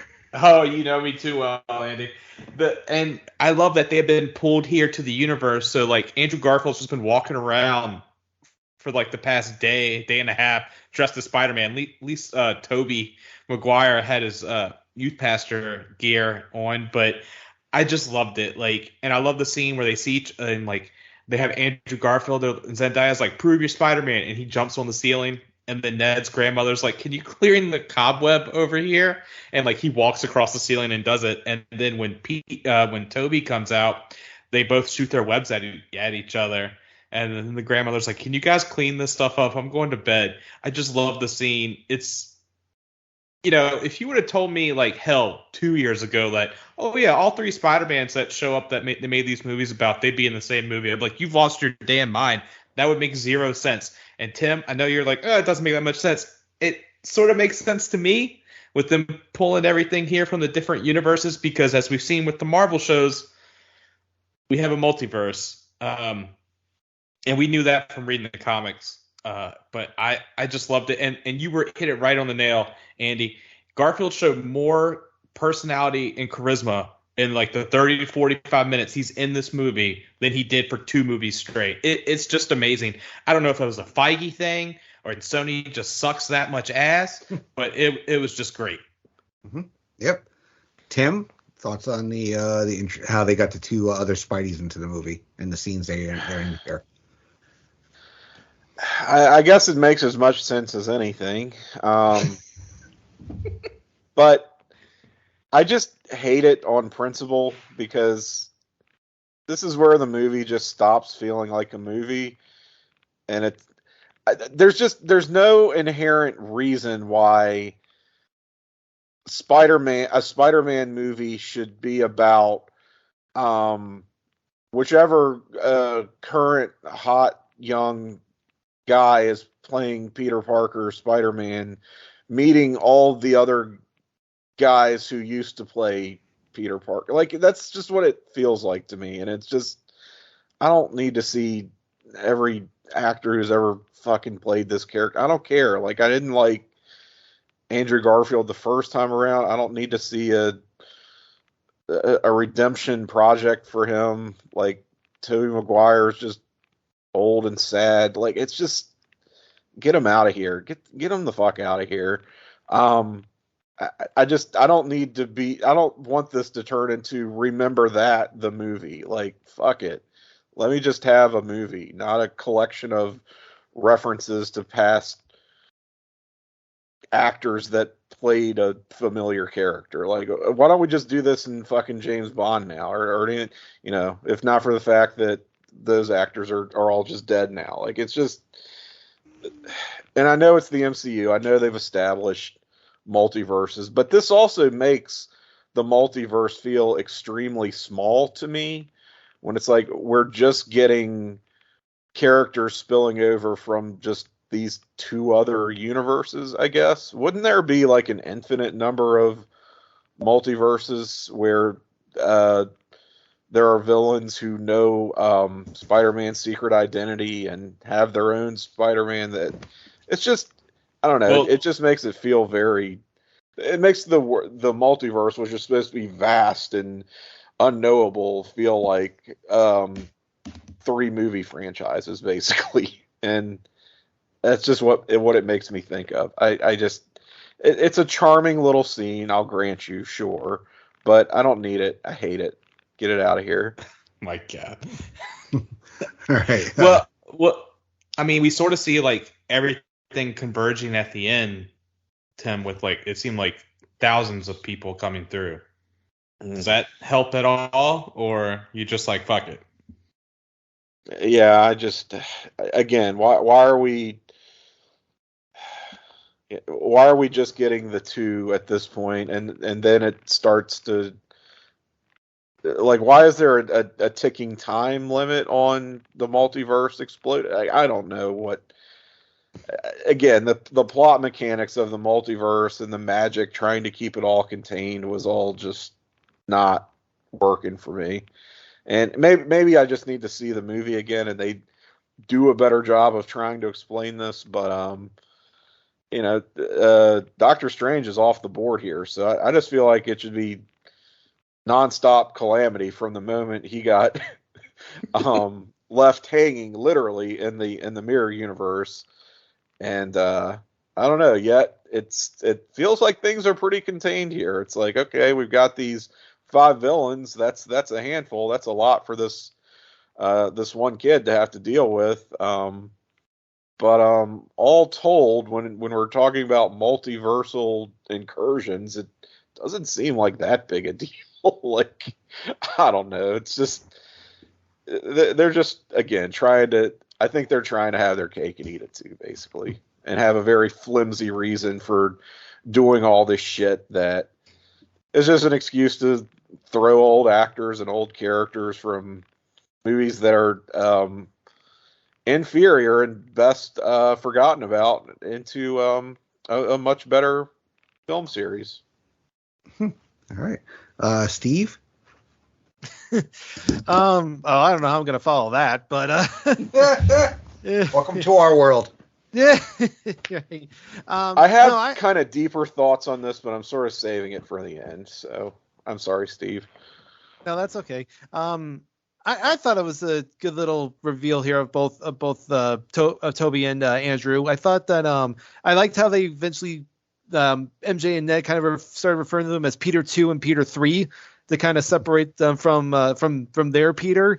And they were definitely smart to have Garfield first kind of come out and kind of set the tone for like with his like I said, his charisma, and then Tobey comes in afterwards. And it was kind of interesting moment where Tobey kind of sees MJ and Ned. It's like he recognizes them briefly, and then you have the little brief standoff with him and Garfield, where they have their little like quick duel.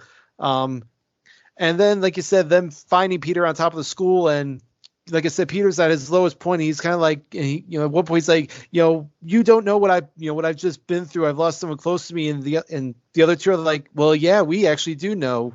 Tobey says about how he lost Uncle Ben, and then Garfield's Peter remembers him not being able to save Gwen in time. So, that kind of bonds them all together, and they realize, they're kind of like, well, we can still do this, and get this job done, and we'll do it for Aunt May. So I thought it was a good little, kind of, revealing for those two. I do kind of get what Tim's point is, because, it comes, you have to do the balance between, making a good film versus just being a fan service film. Because that's, I think, what a lot of people were worried, is that it would be too, fan servicey, and the plot would be kind of lost in it. I thought they did a good job with that balance, but I definitely I can see where Tim is coming from in his thoughts on the film. Mm-hmm. You're getting at my deeper meditation, yes. Yeah. All right, so after this kind of heartfelt moment, they cooperate, and they're going to try to cure the remaining villains and lure them to the Statue of Liberty that is under construction right now. They're adding Cap's shield to it. And, Ned and MJ protect the original bind spell by Strange as Spider-Man battle the enemies together. And all three of them, they struggle apart, but then they decide to coordinate attack on the villains. And they're joined by Octavius to help them out. And they actually end up curing Lizard, what's his face, Electro and Sandman after like the battle. Sorry, Andy. Okay, I'll say what was funny about that? And with I'm trying to read stupid things that people write here. Shannon reconciles with the universe. I can't be without me cutting a promo, right? Andy cut a promo on the recast. Yeah. So,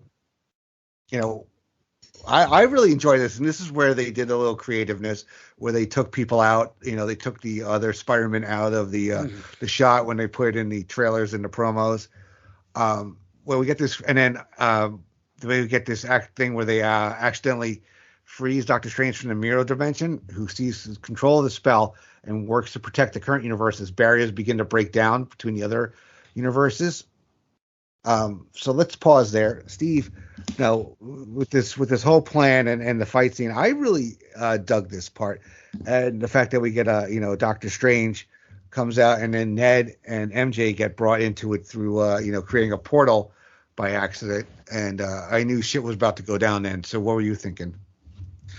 Yeah, I thought this was definitely a great climax. You could tell early on, and they definitely acknowledged it, like the three Spider-Men were so used to working alone that working as a team was foreign to them, or at least to Maguire and Garfield, and Tom Holland, you obviously had the advantage of being with the Avengers to the point that he even mentions that. And I love how Maguire's Spider-Man is like you're in the Avengers. That's cool. What was that? What was that? Because they obviously would have no knowledge. They don't know what the Avengers are because they're not theoretically in their universes. So I thought that was kind of cool. And then, like you said, they eventually work together, get everyone cured. I do like how Doc Ock kind of got his little revenge there on Electro to help heal him. And it also was nice to see Tobey and Andrew kind of get their little moments with Doc Ock and Electro, kind of burying the hatchets with those characters and mending all the fences. I thought that was a nice little touch there. And Doctor Strange makes his way in, and they're trying to explain everything, and he's just like, whatever, it's fine. You made it work in the end, so I commend you for that. And then when that moment when Goblin comes in and starts to cause the havoc, and then Strange tries to start the spell, but then all three realize that the bomb's in the box, and it's too late to stop it, and it explodes, and that's what causes everything to start to fall apart. And I also thought it was a great callback there with MJ falling, and Tom Holland tries to save her first, but he gets stopped by Goblin. So then it's Andrew Garfield who saves her in a nice little, kind of scene there, like almost like he's redeemed himself in his own eyes. It's like, I wasn't able to save my girl, but I'm able to save this Spider-Man's girl. So I thought that was a great, kind of move there. And then that last bit there where Holland is just beating the piss out of Norman, and at one point, he tries to kill him, but it's Tobey who stops him, and then Tobey gets stabbed, and you think, oh crap, now he's gonna die. And Norman taunts Holland, saying like, oh, you're the one that killed your Aunt May, not me. And you think Tobey, think that it's going to push Holland over the edge to kill him, but instead he ends up curing him and frees him from his from this dementia. I thought was a nice little touch. So I thought just overall everything just kind of wrapped up in a nice, neat little bow here at the end. So I thought it was a great little climax. All right, Scott, your thoughts? Oh, whew. All right.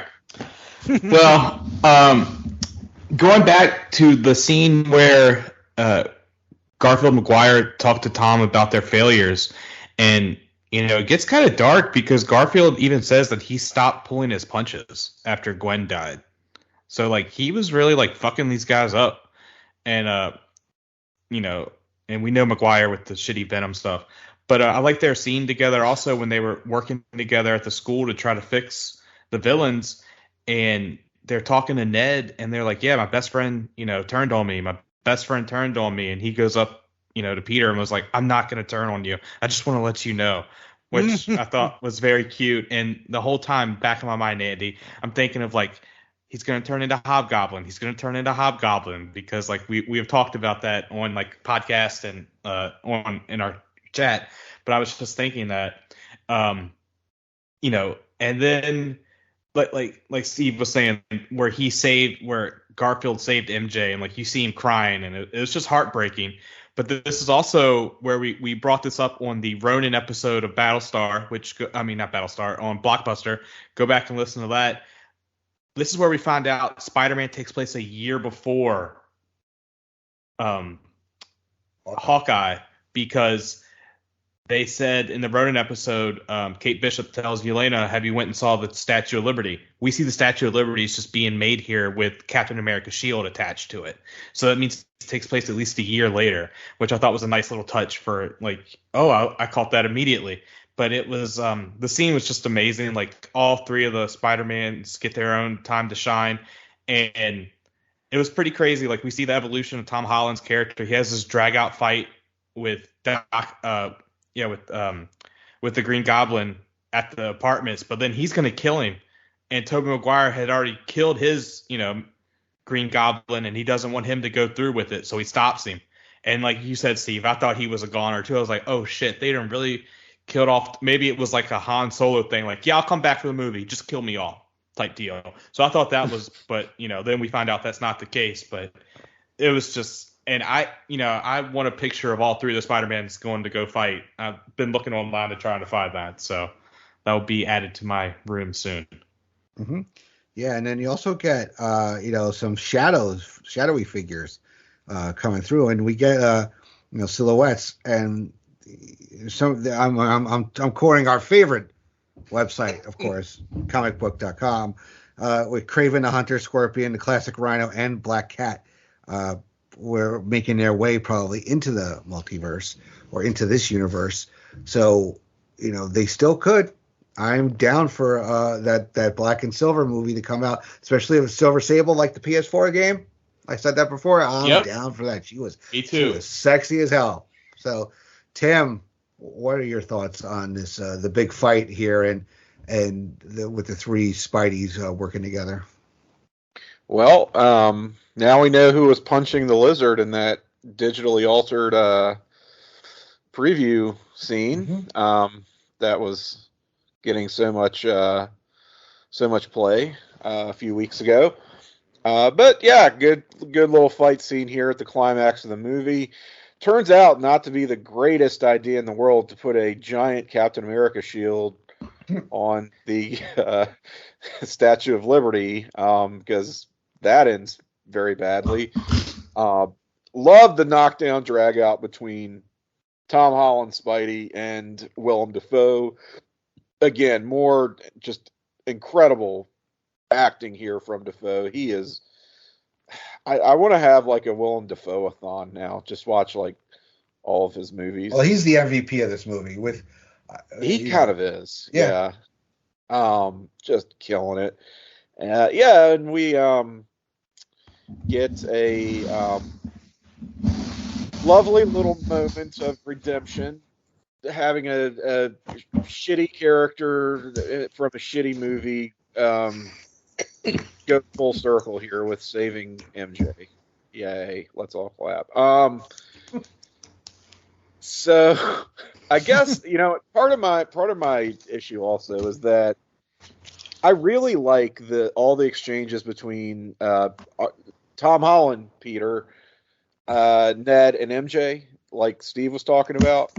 And I thought a lot of that good character work amongst the three of them was sort of getting undercut by just the appearance and having to pay lip service to the two other Spider-Men who have, no relationship with Tom Holland Spidey, other than we might know some of his habits because technically we're kind of the same person, but not really.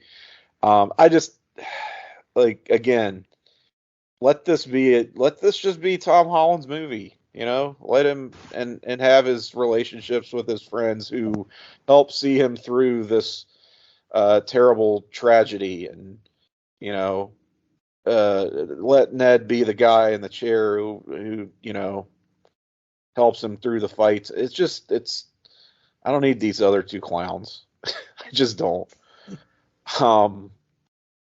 But yeah, good little wrap up. And Steve also helped me out because I missed the bit with the spell in the box getting blown up by a goblin bomb. That's what causes the multiverse to blow open, right? Yeah. Mm-hmm. I can't say that I noticed any of those silhouettes or anything.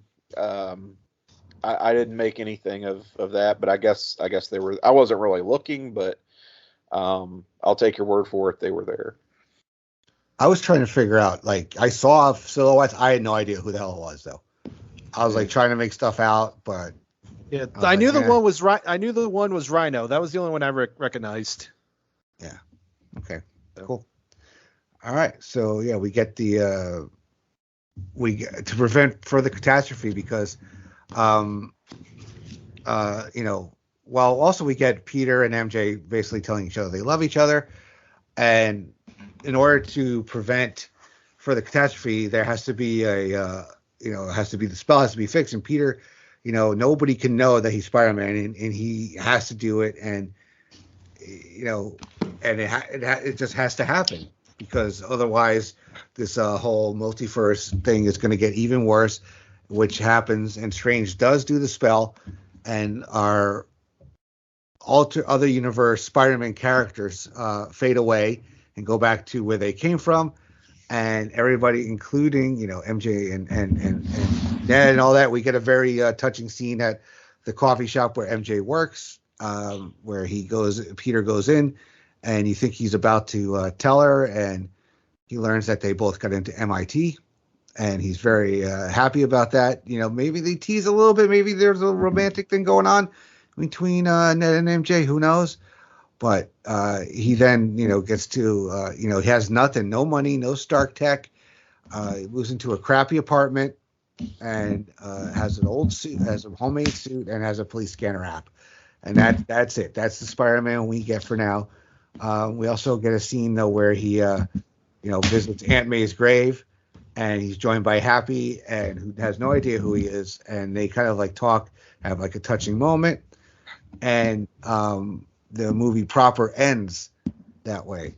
So Scott, movie ends. We get this scene. What are your thoughts on where this ends up before we get to the credit scenes? Oh, what a heartbreaker! Like, just we think we're gonna have it all, but I've read some Spider-Man comics. Once you think Peter Parker has everything, it all comes undone, and this is what we see. It's heartbreaking, and he goes to MJ and he's like, "I will find you," and she's like, "You will," because we love each other, and the same with Ned. And I like the scene where all three of the Spider-Men say their goodbyes. They do like a group hug, and even Doctor Strange seems that he's a little upset with what he has to do. He's like, he even says like, "We all love you." Since we're at the end of the movie, and we're not going to start talking about the credits, I'm going to read off what Sean Kidd thought with this. So he says it has its flaws, but the movie overall is brilliant and gave you everything you could want. His biggest flaws were the first 30 to 40 minutes were too goofy for his liking, and Doctor Strange just fell off in terms of character. This guy played every scenario out how to beat Thanos, and he messes up the spell. But Marvel delivered in every way possible the last few weeks, and for once, no swerves. The pluses between Widow, Kingpin, Murdoch, 3 Spider-Man, Venom appearance, and the strange trailer with Wanda, which we'll get to. You have to believe this is the best MCU week ever. Thought all the villains and Garfield and Tobey were great in their roles, and Aunt May death was very emotional. Love final battle on Cap Shield. By the way, that means that this takes place before Hawkeye's, what we talked about as well. Flaws. Happy made no sense in this movie. Should have played a bigger part in his opinion while they were breaking up. Personality of Strange was off. First 40 minutes felt trying too funny to be slapstick. But he said it's easy top 3 for him. So, going with this, I thought it would be Tim, who was like more on the plus side of Sean. But yeah, but we had the role reversal. But I just wanted to say Sean's thoughts on this. But yeah, it was just heartbreaking. But I did this. Is what I thought when we get Tim back was we see Spider-Man with nothing. He has nothing now. None of the money. No friends or family. It's just him that he has to worry about. And he didn't even graduate high school because we see he has a GED book on his desk. So he's going to study for that. So he's lost everything. He's in a crappy apartment. So it's like, oh, this is our friendly neighborhood Spider-Man. Mm-hmm. Yep. Steve? Yeah, like you said, it's just such a they did all this work, got everything, got all these villains, redeemed, and now all of a sudden, Peter kind of comes to the realization that the only way that this can work is that everyone does have to forget about him, like it was going to happen in the beginning when he thought he could get away with it with only a few people still remembering who it was. Now he realizes no, everyone's got to forget who I am, and just like you said, that final moment with Tobey and Andrew, and then the moments with Ned and MJ, and and then the kind of the nod from Strange, kind of almost kind of similar to when Strange held up the one finger to Tony, kind of reminding him, there's only one way we win, and Strange kind of does that here, and that moment in the coffee shop where you think he's going to do it, and then he sees they both got an MIT, and he kind of realizes maybe it's not time yet for me to do it. And I'll be honest, I actually unfortunately had to hit the restroom during the final scene, so I didn't get to see him at May's grave and the chat with Happy and him kind of in his apartment. The only thing I got to see was him kind of flying through New York during Christmas time, because it's the tree was up and they had the ice rink, so I unfortunately missed that part. But it was definitely a heartbreaking end to what was a really, really great film, and it's kind of going to be interesting to see where they go with Spider-Man from here going forward in the MCU. Yeah, I had to take a pee break as well. But I was picking and choosing, and I went during the sciencey scene, basically when they were working on all the cures. I'm like, oh, they're going to talk a lot here. I'm not going to miss any surprises or reveals, which I think I was right. So yeah, we've all been there, Steve. Tim, this ending of this movie, were you satisfied with it? Were you happy with the ending of this movie?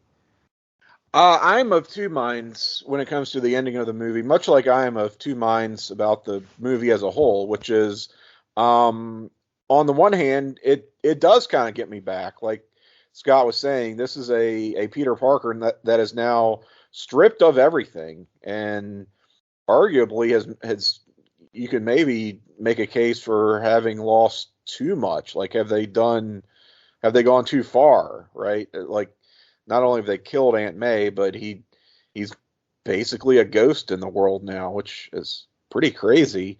But he no longer has all of these vast resources and technology, and no more auxiliary dads who can help him win fights and so forth. But he's all alone in the world, and it makes you wonder how can he even function in the world at this point? But that opens up a lot of storytelling possibilities. Where I am a little bit more ambivalent is, I don't know, the last time I read a story where Spider-Man used a magical deal to solve all of his problems, it was literally the worst comic that has ever been written. So there is that in the back of my mind, that little bit of trepidation over stories where Spider-Man intersects with magic. We tend to not get good things coming out of those. But that's the comic nerd, that's the comic geek in me. I guess it remains to be seen, just sort of the implications of the spell. Certainly people no longer know that Peter Parker was Spider-Man. They don't know even who Peter Parker is. But do people remember Spider-Man? Do the Avengers remember working with a guy named Spider-Man despite not knowing who he is? I don't know. Was the film clear on that, or are they sort of leaving that up? Are they leaving a question mark in the air? I thought, Tim, that I had the same question. We're not, it was so stupid. Like, I thought about this the whole drive, 20-minute drive home after seeing the movie. Do. Yeah. And I was like, do they, like, and then I did some reading the next day, and it looks like they confirmed that he was there. They just, I guess Spider-Man was that asshole that didn't take off his mask when everyone was like, all right. They just don't know who he is. Yeah, so he just like pops in and out. But, since they're saying it there, but that's not for everyone to know, maybe they could do some things. But I think that would be too much if they act like he never existed. Like, that would piss me off personally. So I hope they don't go that route. Yeah, it's almost pressing a hard reset button where the next time Spider-Man does anything in this world, it would be regarded as his first appearance because all of his history has been wiped out. So yeah, I don't think they've gone that far, but nobody knows who Spider-Man is. Nobody's ever heard of Peter Parker, which that's a lot on its own. Mm-hmm. All right, so then we get a mid-credit scene where we have Eddie Brock and his symbiote there sitting at a bar talking with the bartender about other superhumans and the blip while pondering how to protect this new world. And they are swiftly transported back to their universe by Doctor Strange's spell. However, we see on the counter a little bit of the symbiote is left. So what does that mean? We're going to get Venom in the MCU, basically, and Venom's going to exist in the Sonyverse, I guess. There'll be two Venoms because Venom, the whole hive mind mentality. Who are your best guesses on who the symbiote is going to lash to, basically, in the not so distant future in the MCU? Scott, we'll start with you. Flash Thompson. That's who I think it's going to hook to. But this is like a small misstep for me. I don't think there should be two Venoms. Like, that's confusing as shit. I know they want Venom, but it's like have your cake and eat it too moment. But like, how the hell is like, my wife gonna understand? Oh, this is the Sony Venom, who's like an anti-hero, and this is the asshole Venom in the Oh, MCU. now you're worried about your wives being confused. That movie was a giant fuck fest where it was, if you hadn't seen 9 other movies, you'd be totally lost. But that's like more self-explanatory than like. I know, I'm fucking with you. I know, Well, but it's but like. also though we're going to be confused because when Morbius comes out, Adrian Toomes, the Vulture's in it, who's in the MCU, and Morbius is supposed to be in the Sonyverse. So this is what I think they should do with the Sonyverse. It's just fucking flush it down the toilet. Like, just. I wish they did before this movie, but just like, they could have kept Eddie Brock here because I like Tom Hardy as Venom, but like, just flush it down the toilet. Like, it's too damn confusing. Like, and I love Vulture. Like, put him back in the MCU. I'd much rather have that. Fuck Jared Leto. He ruined one. He ruined one fucking DC villain with Joker, and Morbius. Just looks like shit. But I'll see it because I have AMC Movie Pass. But yeah. Well, there is that. Yeah, Tim, your thoughts on the symbiote? I don't think we're gonna get another Venom. I think they're gonna do something with the symbiote remnant, sure, but there's a million symbiotes besides Venom and Carnage. They'll probably just do a different one. Oh, that's a red one. Well, yeah, they've also got a green one and a yellow one and an orange one, and yeah, I mean, there's a million symbiotes in Marvel that they could use. So I think it's just going to be a different symbiote character. Ultimately, probably somebody we haven't been introduced, a character we haven't been introduced to yet. I hope they don't do that with Ned. Like, I don't want to see him become a villain or anything. Just have him be Peter's friend again. Let's get them back together. Yeah. Yeah, I don't think we'll do two different Venoms, two different, like an MCU Eddie Brock and a Sony Eddie Brock. I don't see them doing that. And plus, legally, I can't imagine how a contract, like, I guess they did 2 Quicksilvers, so they figured that out. But anyway, yeah, kind of fun mid-credit scene that just, like, people wondered if there was going to be more to that that Venom Let There Be Carnage mid-credit scene where he, I guess got ported over, and it turns out, nope, this is just sort of the coda to that where he goes back. And I don't know, it's a fun little way of getting a new symbiote into play in the MCU. Maybe. We'll see. All right, Steve. Yeah, that's yeah, I don't know. I don't know if they're just gonna find a way to circumvent Eddie Brock back into the MCU, or if they are gonna take this little bit of symbiote and attach it to anybody else. So I guess we'll just have to. It's just wait and see what happens. All right, and then we also get a post-credit scene, which actually wasn't much of a scene per se, but it was really the first Doctor Strange Multiverse of Madness trailer. Is that what you guys make of it? I mean, it was fun and all that, but it's going to be on YouTube before long. You know what I mean? It's like, this is something that we're going to see before movies. It wasn't, I don't know. I'm not keen on them, putting trailers basically at post-credit scene. But if you guys want to give any thoughts on it, Steve, start with you.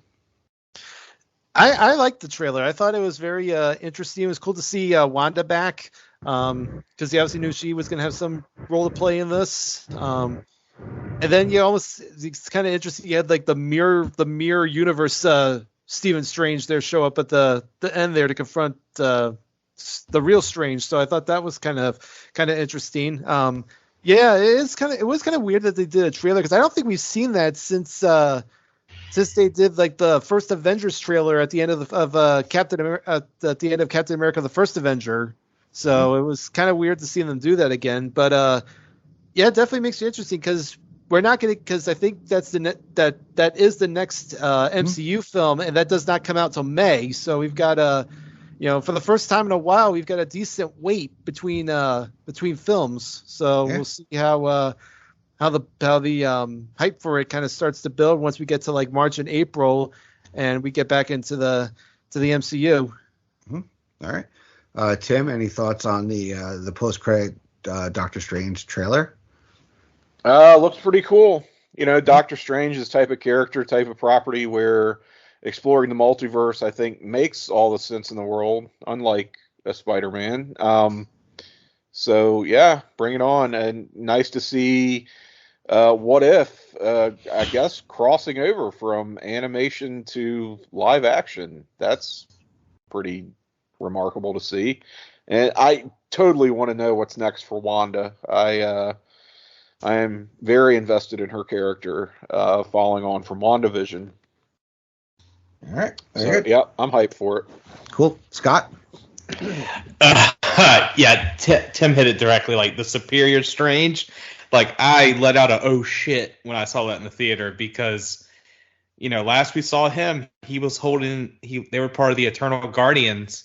And he was holding Ultron with Killmonger. So, like, what happened with that? Are we seeing, like, something before where we see, like, a what-if thing? Because I thought it was going to be Wanda was going to be the bad guy, but she looks to be the one that's bringing everyone together.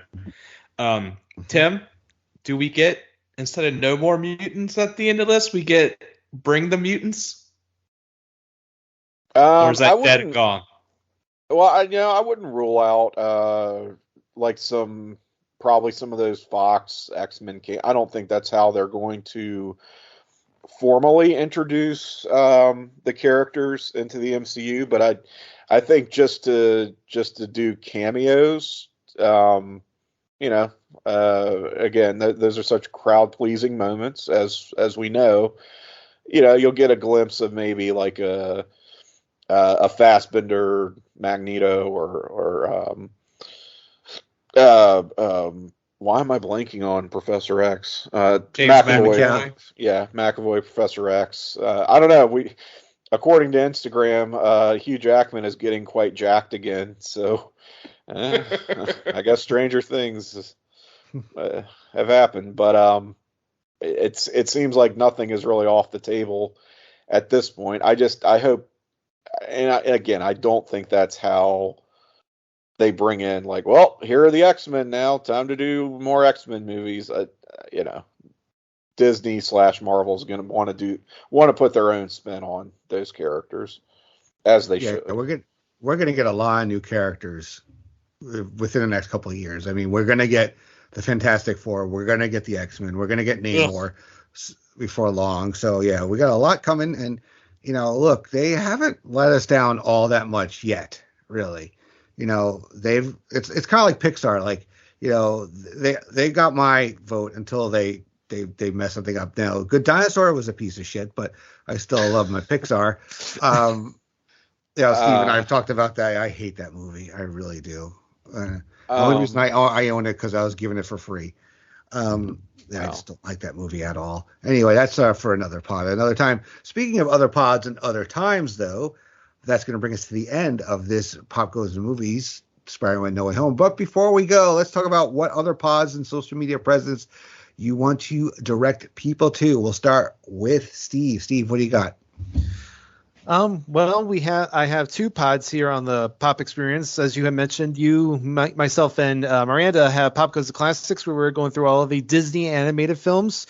We are currently up through The Black Cauldron. That was a very fun movie to talk about. So we'll be back, of course, with our next one, which is The Great Mouse Detective, one of my all-time favorite films. So I'm looking forward to getting back to that one. And I also, of course, host Making Mount Rushmore here on the Pop feed. Our most recent episode dropped pretty recently. It was myself, John Casalica, Rocco Martone, and Chico Alexander. We talked Christmas movies and Christmas in quotes movies. So lots of great discussion there on some of the movies we picked. Other than that, you can usually find me over at the Place to Be Facebook page. Lots of great discussions going on over there, and we look forward to what our next tournament will be here in the next year. So lots of great stuff on this feed and across all the quadapods, which I'm sure our two other guys will talk about here shortly. All right, Scott? Yeah, I can be found on Twitter at Scott_Shifflett. I can also be found Battlestar on the 25th Century with Sean Kidd on the Pop Experience, PTBN YouTube Roulette with Sean, Logan, Souza, and Jake Williams on the wrestling feed, and Pop Goes to the Couch with we got everyone here, but Sean with that, and where we'll be hitting once Hawkeye ends, the Star Wars and the Cobra Kai show. So pretty big shows coming out at the end of the year, thankfully. So. Yeah, and just like we're gonna be busy. Yeah, and as Steve said, check out all the pods on the quadapods. All right, Tim. So yes, speaking of the quadapods, I have some presence across the quadapods. I guess it's our own little version of the multiverse. So I feel like rather than putting in the work to actually plug all of the shows that I appear on, that I should just let them all come to you. And, we don't have to do real podcasts anymore. We can just rely on other versions of ourselves to do all the real work and to, remind people of their fonder memories of podcasts from times past and how, nothing new has been created since your childhood. Anyway, I think I've pimped Pop Goes to the Couch enough, which is the podcast that I do with Andy and Scott here on the Place Be Nation Pop Experience.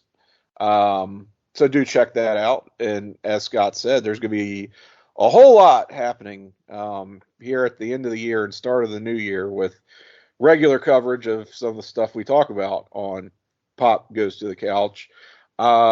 Place Be Nation Wrestling, our sister podcast network. I have a pair of shows called PTB NXT and Talkin' WCW.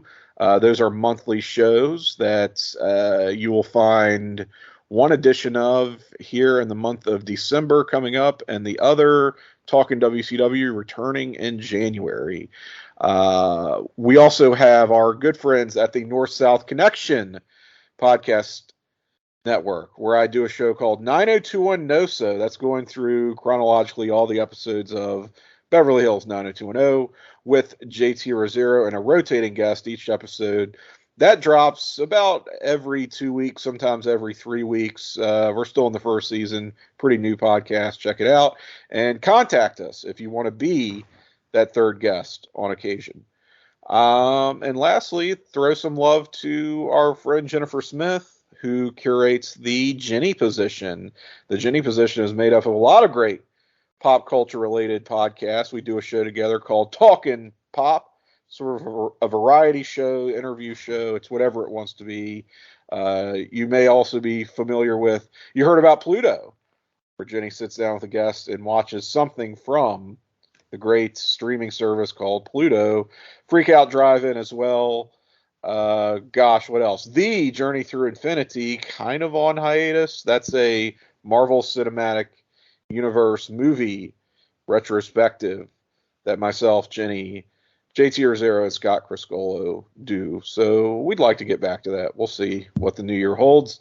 Follow me on Twitter. I am at Syke68, CYKE68. Holy shit, I'm out of breath. Okay. All right. As for me, I have a couple of shows on the Wrestling Network. Not sure when their next episodes will be coming out, but that is Evolution, where is a deep dive into a wrestler's career, as well as Place to Be Great Debate, Wrestling Edition, which is also a pop edition. Both of those are been on hiatus for a bit, but I hope to bring them back to the rotation very soon. Over here, Steve mentioned Pop Goes to Classics. That drops about monthly. Pop Goes to the Couch is going to be very busy. Lots of great shows